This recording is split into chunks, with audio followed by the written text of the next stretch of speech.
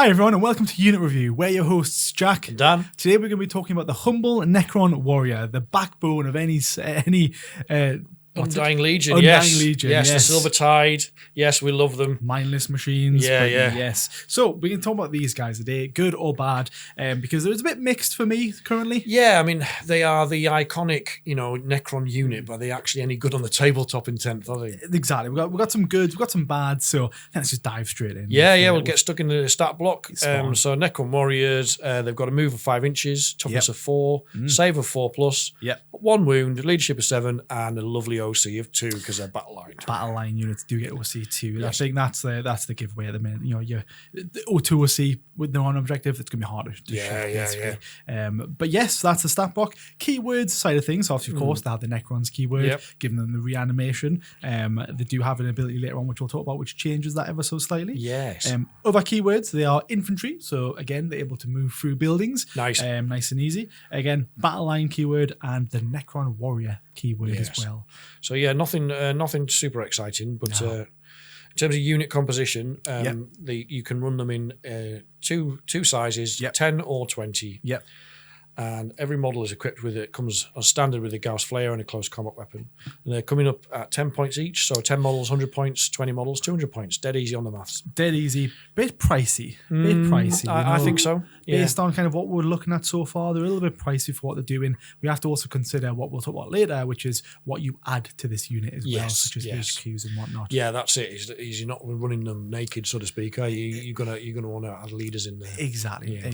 What about war gear then? Yeah, so the war gear side of things, they've got two types of weapon. Yes. You can either run the Gauss Flare or the Gauss Reaper. Right. So the Gauss Flare is more of your long range kind of weapon. It's 24 inches, 1 attack, hitting on 4s, strength 4, no AP, 1 damage. So they're the kind of ones to be sitting back, maybe holding back an objective and kind of ping from a distance. The other one is kind of where you want to be at, I would say personally. It's the Gauss Reaper, 12-inch range. You get 2 attacks with that. You get hitting on 4s, strength 4, -1 AP, which makes it a bit more of a standout in 1 damage. It also has lethal hits. And both Gauss weapons in the Necron units have Gauss, and the Gauss Flare have rapid fire 1 as well. Yes, so they both have lethal hits. Gauss Flare, the long range one, has got rapid fire 1. So if you're in 12, you're getting 2 shots. Yeah. But then if you've got the Gauss Reaper, it's also got 12-inch range and 2 shots. So it's like you're always going to go. I mean, the difference there fundamentally is the range, and then the Gauss Reaper has got the extra pip of AP, hasn't it? Which makes a difference. It does make games. A massive difference. A lot of things are on 3s going to 4s. That is a big difference in changes. And the last one, we've got the range elements. The close range side of things. Yes, melee. Yes, not very good. It's actually similar to the Gauss Flare. 1 attack, hitting on 4s, strength 4, no AP, and 1 damage. So just whacking you with the butts of the rifles. They're not doing much in combat, to be fair. So that's what weapons they have. But abilities, Dan, what have they got? So faction ability, as you mentioned briefly, is reanimation protocols, which is they get knocked down but they get up again. Yeah. So reanimation protocols enables you in your command phase, you roll a D3 and restore that many, in this case, that many models to the unit. Because it's how many wounds that come back, but these guys only have 1 wound each. Yes. But their specific ability is their number is Legion. So each time you activate this unit's reanimation protocols, you can re-roll that reanimation dice. So if you roll a 1 or a 2, meaning you're only bringing back 1, you can re-roll it and try and gamble for almost securing a 2, basically 2 to a 3, basically. But that's a bit of a dull down from the last index, wasn't it? Yes. So when they came out in the index, you got I think they got D3 plus 3 when they were on an objective. Was it D6 and then it was D6 flat normally, and D3 plus 3 if they're on an objective. Spot on, exactly. Which that's massive. 6 warriors coming back. That's what 12 OC coming back on 1 objective. That's a big swing. And it made them a lot harder to shift. Yeah. So yes, this is one of the reasons we'll come on to that in terms of how efficient they are now and why we're not seeing them on the tabletop as much. But the reanimation is still okay. Yes. But it's not as good as it was. No, definitely not as good as it was, which is, I think, why, for the price not being changed much from the last index, it's kind of like, well, you've nerfed them and you've not given them any buffs, so it's like, what's the point? Big nerf. But yeah, I guess kind of what units synergize well with the Necron Warriors. There's a few, isn't there? Yes. I mean, most of the characters. So we'll take these in turns if you want. So they're designed, as we mentioned before, to be led by a character, or you can actually put 2 characters in. Correct. So you can have a noble like an overlord. Yeah. Not the Lord, R.I.P. Lord. Yeah. Or you can have, and a cryptech. Yes. So like a chronomancer, plasmancer, technomancer, etc. Exactly. So we'll start with the first one. We'll do them in alphabetical order because that's how. Yeah. So chronomancer, he's one of my favourite ones to put in warriors because he gives them -1 to hit all the time. So it's in melee as well as shooting. Yeah. And he gives them a 5-inch shoot and scoot. See, that is good, isn't it? Because to get around the board, I'll say it all the time, but movement in 10th is key. Particularly when you've got a movement of 5 inches, and we'll come on to this when we talk tactics, but obviously any battle line units, you're tending to bulk them out, so maxing the numbers you can run, and then you want to get them on a mid-board objective and try and hold that for as long as you can. Yes. So the ability to move and then move again is pretty strong. Pretty nice. What about the next one? He's also pretty far good on the list, pretty decent. So Plasmancer, couldn't say the word for a second there. It's all right. He gives lethal hits on 5s. Yes. So that's really good from 6s to 5s. Yes. That's a pretty good one. 20 warriors, 2 hits attack, 40 attacks. You can make a lot of lethals through when you're in range. So I could say, typically, again, I think that when we get on to how to play them best, we'll see when you pick these ones for sure. Yes. And what about the next one, the Technomancer? Technomancer, leans more into what we're talking about, holding those mid-board objectives. So he gives them a 5-up feel no pain, very nice, which is pretty strong as well. Yeah. So yeah, that's it. It just makes them more durable. Durable, yeah. The next one is the Overlord. The big thing about this one is that, 2 big things. You get the free battle tactic stratagem to use, which again can come in handy when certain situations occur. Yeah, so you can use that once per battle round as well. So you 5 times basically, which is pretty good. Very nice. And then the next one is once per game, they have a res orb. So you can basically bring I think the res orb brings back D6 back? D6, yeah. So D6 warriors coming back at any point in time could again sway an objective for sure. So really worth keeping and including. Yeah, like an Overlord, I like to run them with the scythe as well because it gives you a bit of melee punch in there void as well. scythe. Yeah, it's really good. Choose through big ones, damage free on that weapon. So what about the last one? The second to last one is Overlord with a Translocation Shroud. So he's the same as the other Overlord, but if you're advancing, it allows you to auto advance 6. So as we talked about before, that's giving you that extra movement. Early game is pretty handy, and for what it's worth, he allows that unit to move through terrain and stuff like that as well. But they can already move through ruins, and that's the bulk of terrain in the current 40k setup, isn't it? Yeah, it's the easiest way to kind of make the game playable in a way. Absolutely. Cool. And the last one, as we say, is the Royal Warden. So he's pretty good. He gives fallback and shoot, and fallback and charge, isn't it? Yes. Yep. Plus once per game, you get to remove battle shock from a unit you can see. Yes, so within 12 inches, I think it is, but that's still so it doesn't. But it's crucial. Actually, it doesn't have to be the unit he's leading. It can, he's tasty. The Royal He's Warden. good. Yeah. To be fair, there's a nice selection of people in there to pick from, and again, you can combo the Chronomancer, Plasmancer, Technomancer with an Overlord or a Royal Warden, exactly. Yeah. So those benefits that we just discussed, you're getting 2 benefits from that. You're starting to talk about quite a hefty points investment, but as we talked about, it depends on your play style. But there is opportunities there to make that unit either very killy or very tough. That's it. Yeah. Yes, that's it. But there is one more character that you can include, though, can't you, to make them synergize a bit better? Yes, Illumino Zeras, Mr. Crab. Yeah.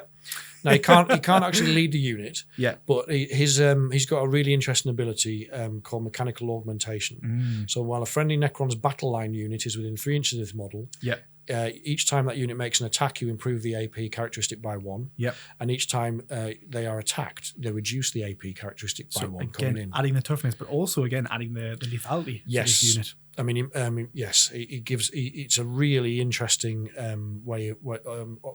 2 really interesting ways of making them better. So again, you're thinking about this your Necron Warriors, 20 of them. Then you're followed up by an Overlord who's already given them extra toughness. Yeah. Then you followed up again by You could go down the route of a Chronomancer, give them an extra -1. Yeah, -1 to be hit. Yeah, plus the aura happening. Yeah, -2. Yeah. Going up to -3 with the already -1 for the Gauss Reaper. So really nice stuff on that one. Yeah, you can get some tasty AP going. Yeah. Nice stackable effects. Yes. Another good one, which you can combo quite nicely with that, is the Monolith. Yes. So Monolith, I mean, I'm a big fan of Monolith. Yes. I've got two myself. They are very cool models themselves. But what this nice thing it can do is got an ability called Eternity Gate. So in the reinforcement step of your movement phase, you can select one Necron's infantry unit that is either in reserves or on the battlefield. And you can set that unit up anywhere on the battlefield that is wholly within 6 inches of this model, yes, and not within engagement range. So I want to be clear on that. You're not setting them up. You don't have to. You're not restricted by that 12-inch deep strike or that 9-inch deep strike bubble. Yeah, you can set them up 6 inches of this model and still be able to do actions and other stuff. Yes, you can't charge, but you can do everything else. But so if the monolith is within like 3 inches of a unit, you can, provided you can fit them in, you can Eternity Gate your warriors out of it, and they can be next to that enemy unit.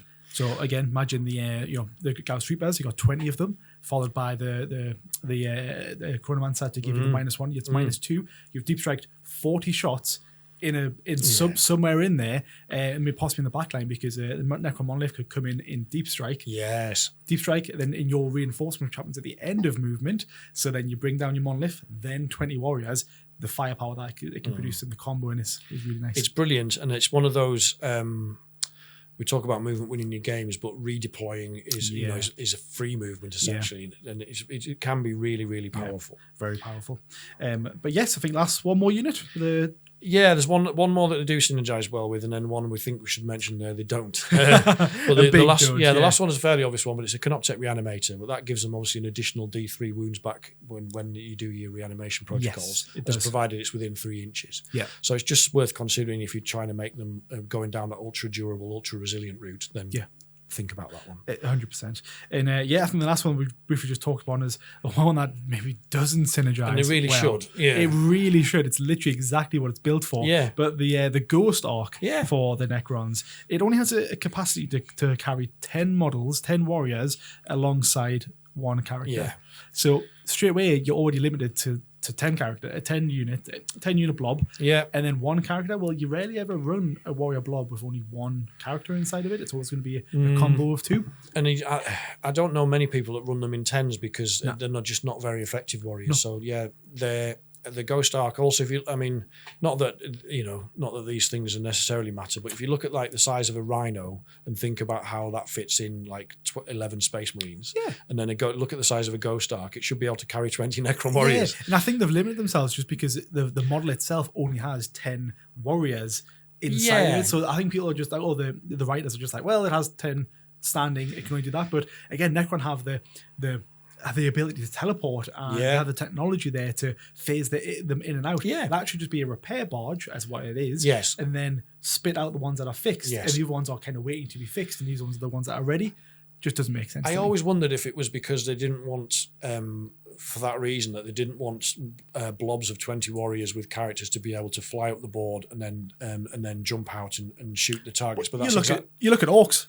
Yeah, they've got the trucks that they've got. Well, also that's what the Monolith just does, as we just discussed, isn't it? So exactly. There is an in-game rule that allows you to do that already. So they obviously don't think that's broken. Nah. So if the Ghost Arc can work that way, just make the points relevant, just increase the points and say it can carry 20, but that would make a massive difference in Necron. Because these guys don't have any other transport apart from teleporting around, basically.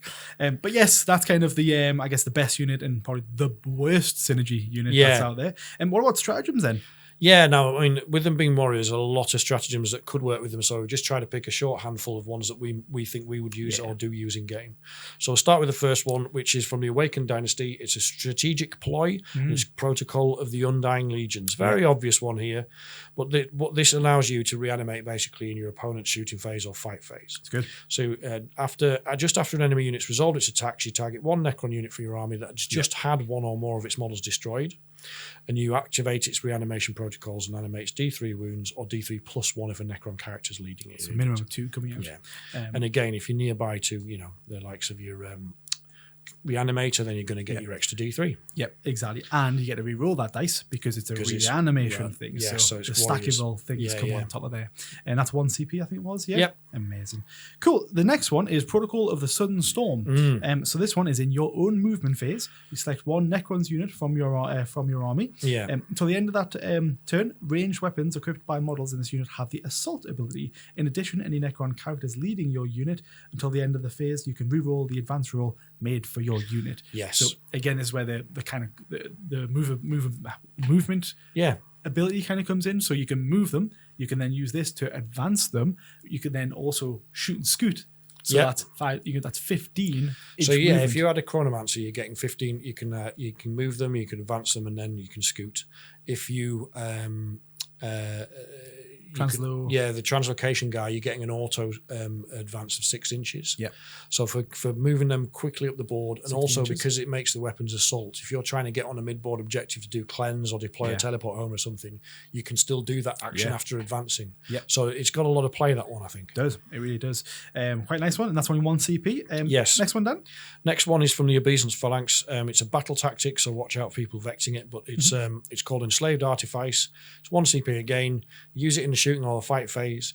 You target 1 Necrons unit from your army that hasn't been selected to shoot or fight this phase, and until the end of the phase, they get critical hits on a 5-up. That's pretty nice. Now, for shooting, remember, we get lethal hits on a 6. So if you haven't got a Plasmancer in that unit, then this is another way to give them lethals on a 5 if you're trying to chew through some wounds on something big. Could take like a Technomancer instead, have that extra durability, and then you're spending the 1 CP to use that just to get the effects of the Plasmancer. Plasmancer. Exactly.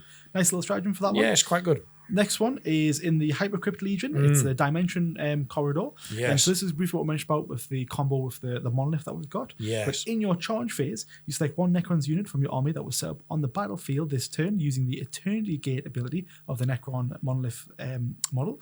And until basically that unit that came in is eligible to charge this turn, whereas they wouldn't be able to. Yes, and it's 2 CP, so it is pricey. Be aware of that. Yes, and obviously we talked about warriors aren't amazing in melee. No, but what they are good at? Stealing objectives. Stealing objectives. Yes. So this gives you the opportunity to pile them out of a monolith, shoot something, and then charge onto an objective and disrupt your opponents. Exactly. Now, again, worth mentioning, you're able to put the unit within 6 inches of the monolith. You're not restricted by the 9 inch. So effectively, you could be. Well, monolith has to come in at least 9 inches away. Yes. So you put your 6 inches away.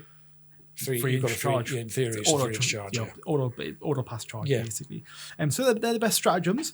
Comboing that well, then, what is the best way to play this unit, Dan? Right. So I think there's 2 different ways to play them. So the first one and perhaps the most common is scoring primary.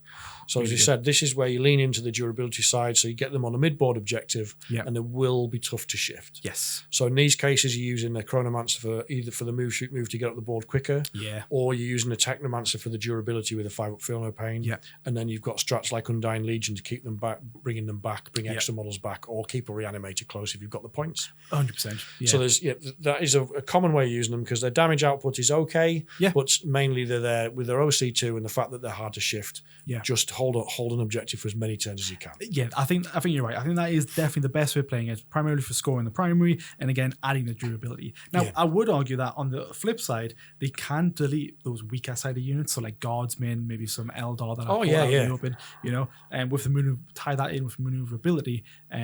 It's just a nice kind of combo. Yes, I mean lethal. When you've got lethal hits and you can put some AP on there, do you want to? Then you can delete, some serious enemy targets. Do you want to talk us through that bit? Certainly can. So very, very briefly then. So literally, so deleting enemy targets. You use the short range AP -1 Gauss Sweeper weapon. I think so. Yeah. Pair that with the Plasmancer with the lethal hits on 5s.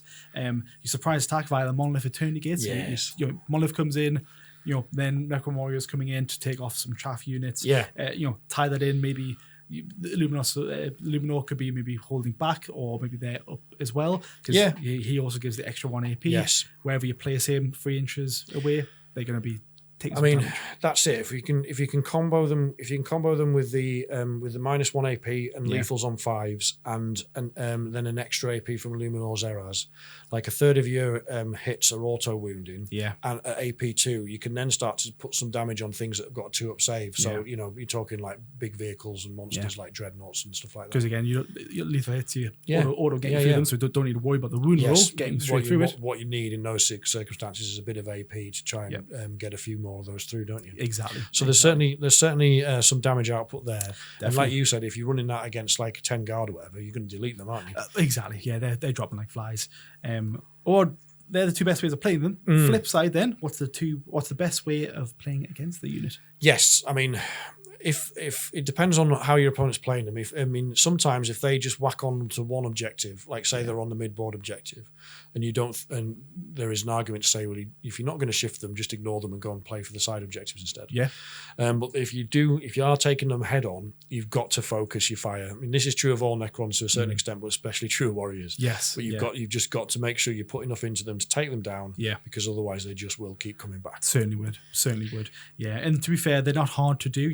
For me, for my kind of like thoughts on this is that they're not tough in combat. So the big damage output is obviously their ranged attacks. So if you tie them a bit in combat, they're not going to be able to do much. The only thing you have to look out for is when they have the Royal Warden that allows them to fall back and shoot. Yeah. So make sure if you are going to charge them, check what they've got first. If they haven't got a Royal Warden, then you're golden. Get them tied up, all fine. You'll be able to chew through them basically. Yeah. But I think you said right. You do need to focus them down. If you don't focus them down, there's stratagems to bring 6 of them back. Then that's in your turn. They'll bring 6 back. Yeah. Then in my turn, I'll bring it back an additional D3, unless there's a reanimator to bring back an additional another D3 on top of that. Yes. So they can be quite a pain to shift. So you've got to put, and obviously, I mean, T4 isn't the greatest in the world, but it sounds stupid, but it's better than T3. But mathematically, it makes them just a bit tougher. It does. Now I'm looking at running them into a list. You can see I've got a lot of them here. I think I've got about 80 plus Necron Warriors. So I'm looking about running 3, or maybe possibly 4 squads of 20, basically. Proper silver tide list. Just silver tide list. The only reason why I haven't done it for is just because it takes time moving this amount of models around the field. It's a nightmare sometimes. I think it's going to be interesting in the from what we're seeing from the early Orc Codex is a shift in the meta to big, like 120 boys. Yeah, lots and lots of infantry. So in moving to counter that with your own big blobs is quite an interesting way of looking at it. Yes, I think it's definitely worth a try. And nothing to shy away from. Like if I brought this list, even if I was versing vehicles, well, I know I've got, all right, cool, lethals on 6s, going to 5, stratagems to bring them back to 5s as well. Yeah. So I'm not really that worried if I were to bring a silver tide list. Yeah, you can bring silver tide. You can add a bit of punch with some locust heavies or whatever, can't you? Definitely. But I think it's an interesting one. For my specifically, I'm not using them at the moment. I might start thinking about it, as I said, because of the shift in the meta, but I still think they're slightly overcosted. Because of the nerf that you hit the nail on the head before, because of the nerf they got in terms of their reanimation abilities, then just not quite as durable as they used to be. Well, exactly. Tie that in with so if you're going to bring 20 of these, that's 200 points. Yes. Then you add on an overlord for what, about 100 points roughly with the res orb and whatnot. So that's 300 points plus the technomancer. I think he's just went up. He's gone up quite a lot. Yeah. So you're looking at over. I think you're looking at north of 350 now. Yeah. To and that's a big chunk of your army. It's like a sixth of your army. It is. To invest in one unit. Yes. I think interestingly in Canoptech Court because the Technomancer went up. There is some discussions on competitive forums about whether running 20 warriors with a Plasmancer is now viable compared to trying to run 6 race with a Technomancer. Right. Not completely replacing all of your race, but maybe it's one unit should you replace with just for the durability. Yeah, just for that durability, and efficiency in terms of your points. Yeah. So that we might start seeing them creeping back in. But if they drop them to 9 points a model, I'd be all over them. Pretty good. Yeah, that'd be nice. That's all. Literally, that's all it needs. Yeah. But I think that's it for the unit review side of things. And you said, like you mentioned before, like one unit for you is a waste. You like to, if you're going to run them, you like to just go all in, don't you? Oh yeah. I don't think I'm going to change that. I think if it's like we're bringing one unit, I'm probably just going to bring a full list of them. I think there's something special about seeing that from as Necron players, just seeing like even if your opponent brings it, just seeing that massive silver tide, it's like, oh, it's like, yeah, here again. It's like, goodness. Yeah, but hopefully, yes. So let us know what you think about them. Are they overcosted? Are they undercosted? Do you which characters do you pair them with? How are you using them best? Are you going on the offensive with them and trying to delete things, or are they simply those mid-board durable units that you use to hang on for primary points?